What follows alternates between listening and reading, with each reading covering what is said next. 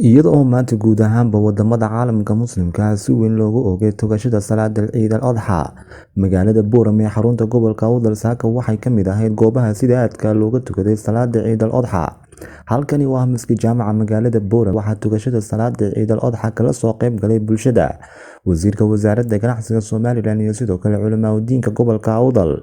bulshada qaybaheeda kala duwan ayaa iyagu si aad ah isugu soo baxay barxadaha kala duwan ee ku yaala magaalada Boorame si ay ugu tukadaan salaada Ciid al-Adha. ana halkaasi bulshada kala hadlay wasiirka wasaaradda ganacsiga Soomaaliland isagoo uu hambeliyay dhammaanba bulshada muslimiinta. waxa weeyaan ilaahay waxaan ka baryaa ciideeda inuu nabadgeliyo iyo barwaaqo u gaarsiiyo.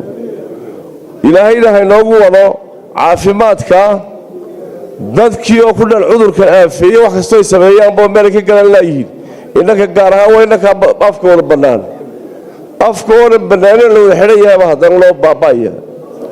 ilaahay waxaan ka baryaa kale sanada tan aan ducaysano roobka inoo siyaadiyo ku barakad oo ku khayr leh kii duufaanka abayn aad iyo aad baad u mahadsantihiin. afka shicibka dhammaan degan degmada Boorame maanta waxaynu joognaa maalintii Ciid al-Adha maalintii koowaad.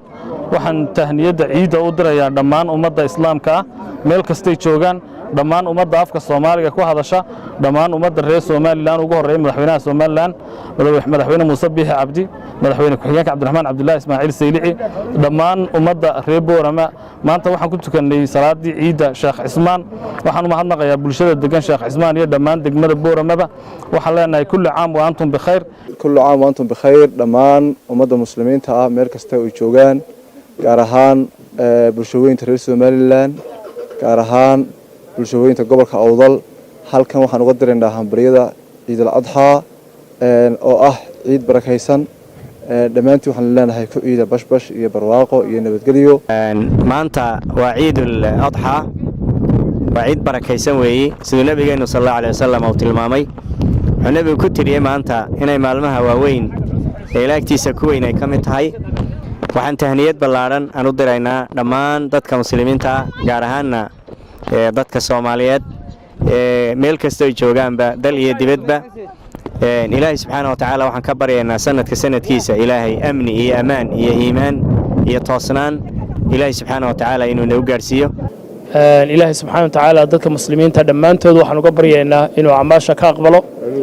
intii sanadka nasiib u heshay inay xajido oo runtii aad u tiro yarayd oo gudaha Sacuudiga oo kaliya loo ogolaaday oo iyagana hawl badan haysatay.